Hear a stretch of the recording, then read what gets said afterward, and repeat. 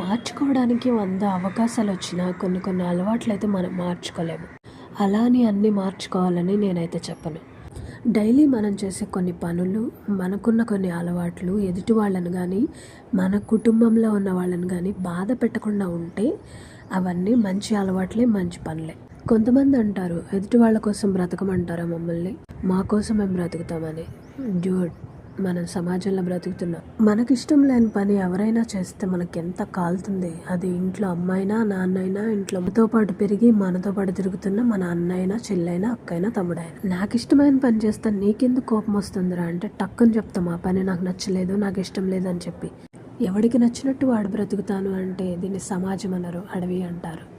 ఈ సొల్లంతా మాకెందుకు, ఇందులో పనికొచ్చే మ్యాటర్ ఏంటి అని అంటే, ఏం లేదు మామ, నీ క్యారెక్టర్ని డౌన్ చేసే అలవాటైనా నువ్వు ఖచ్చితంగా మార్చుకుంటే ఎప్పుడూ నువ్వు అప్లోనే ఉంటావు కదా, డౌన్లోకి రావు కదా. సో అది మ్యాటర్ అనమాట. Thanks for watching. ప్లీజ్ అబ్బా నా ఛానల్ సబ్స్క్రైబ్ చేయండి.